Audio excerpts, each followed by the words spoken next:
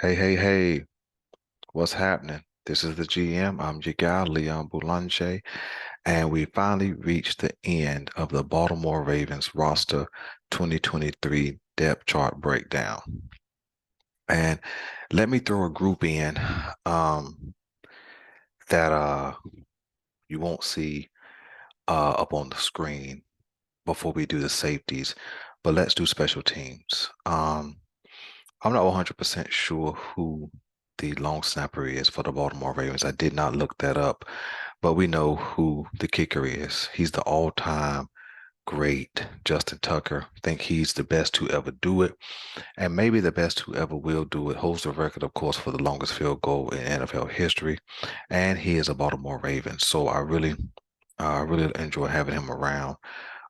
He's clutch. He had some struggles this year where he makes missed six kicks. But and a few of them were blocked. So, that may be a blocking issue, or maybe even just having, a hiccup in trajectory or whatever it was. But he's still great, and we know 100% he'll be back on the roster next year. Jordan Stout was a fourth-round draft pick from 2022, and if I'm honest, he was kind of disappointing. When you spend a fourth-round pick on a punter, you expect him to be banging that ball 50 yards, 60 yards, but he was like a 40 to 42 yard punter. It was just kind of disappointing to see some of his punts. Really didn't see why Baltimore picked him up in the draft that high, but it is what it is. Excuse me, guys, my phone is ringing. Don't know who that is, so we're gonna keep rolling. And um, So, but he'll certainly be on the team just because he was a draft pick.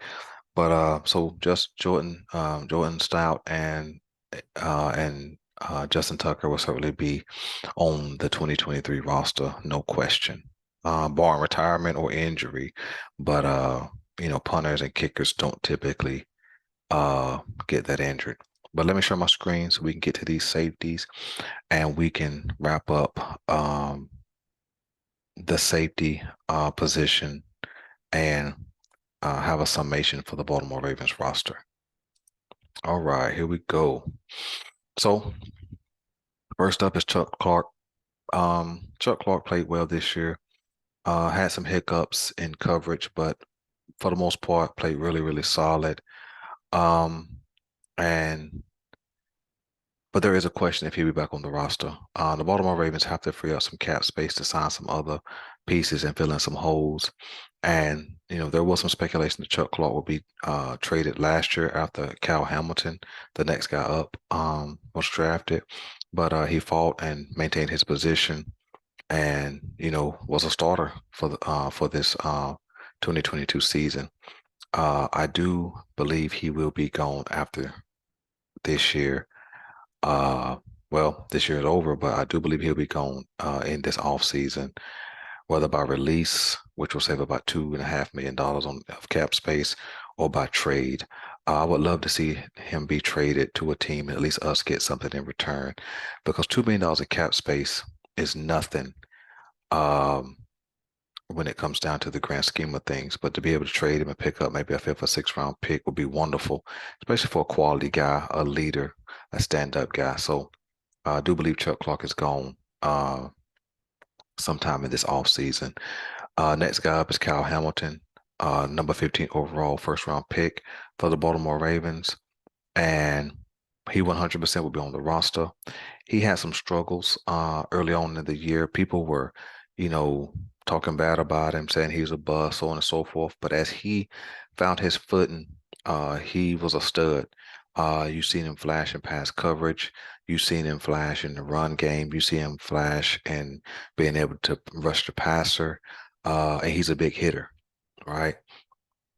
He caused that fumble that by Hayden Hurst in that playoff game, and so certainly 100% Kyle Hamilton will be on the roster, and he will be the starter beside this guy coming up, Marcus Williams. Marcus Williams started off the season hot. Of course, he is a free agent signing. 5 years, 70 million. So 100% he'll be on the roster. There's no doubt in my mind. There's no trades, you know what I'm saying? None of that because he has a $45 million guarantee. So it will cost too much money. And I'm talking and I'm exploring all those things so that we can have an understanding of why I'm guaranteeing some of these players on the roster. He got hurt middle of the season.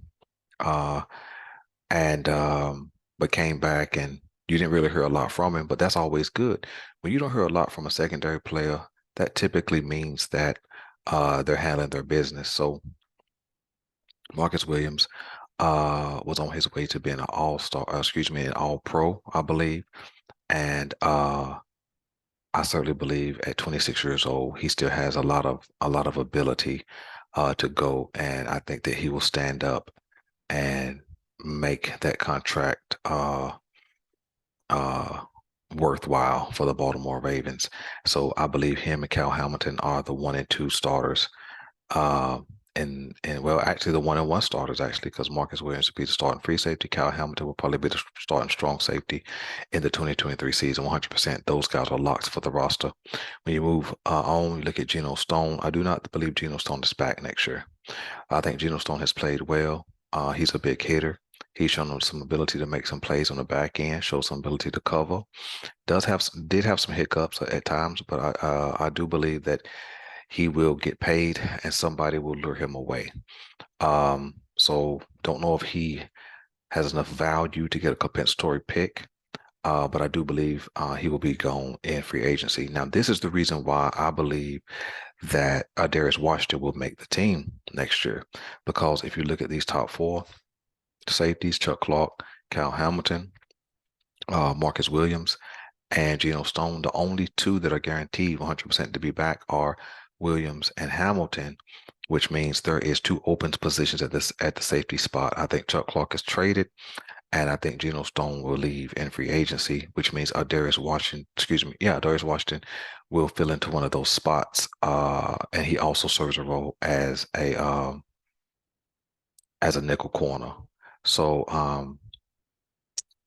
think that's all of our safeties, and I think those two guys will be on the roster next year.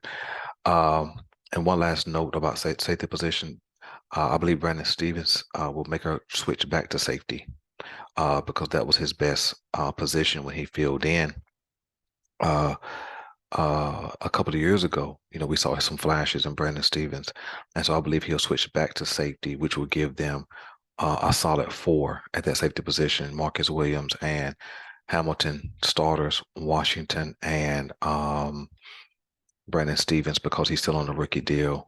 And then Baltimore will look to fill in that spot at the cornerback position. So that's my breakdown of the entire Ravens roster.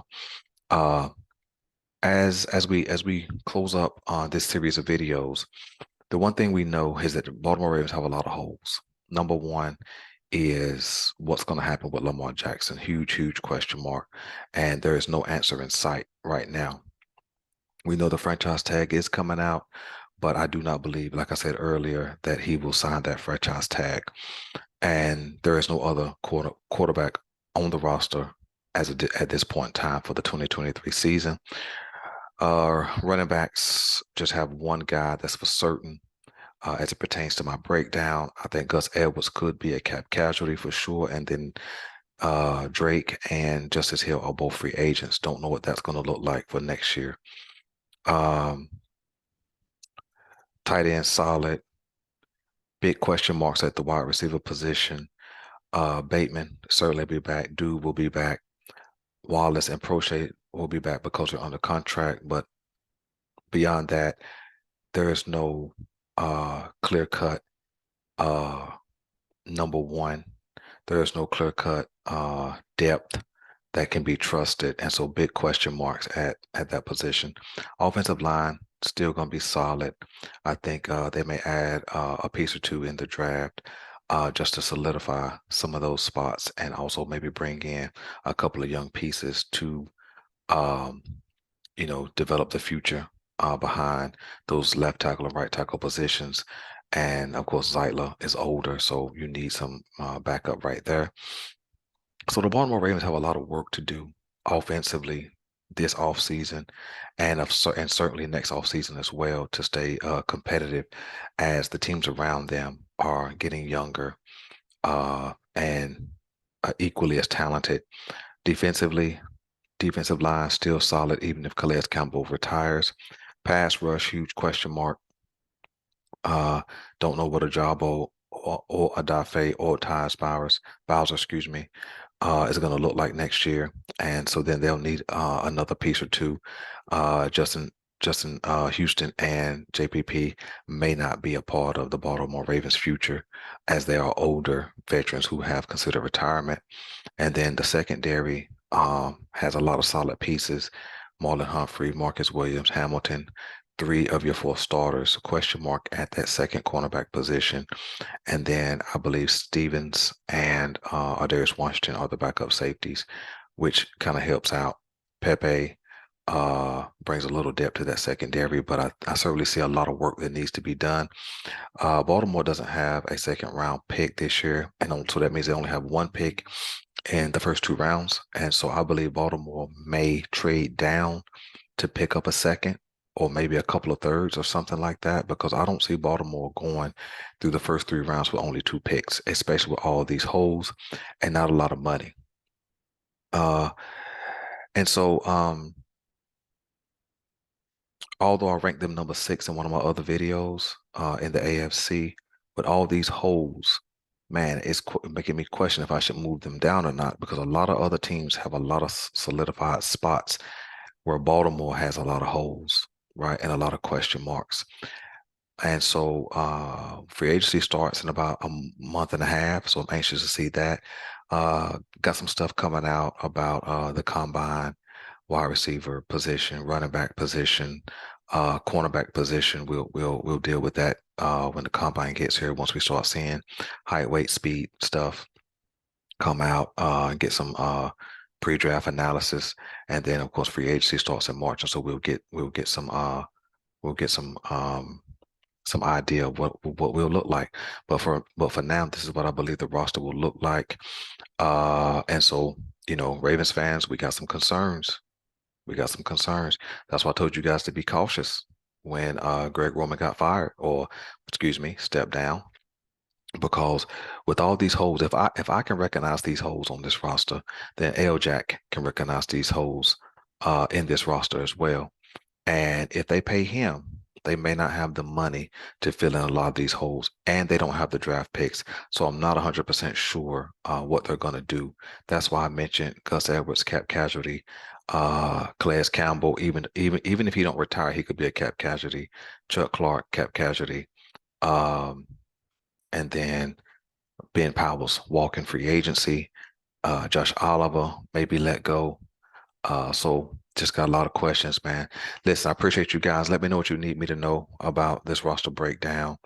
Um, got some more good content coming. If you like, man, if you like what we do here at the GM, hit the like button so other people can know what we're doing here. Subscribe if you have not already subscribed, man. I appreciate you guys. This is the GM. I'm your guy, Leon Boulanger, and I'm out.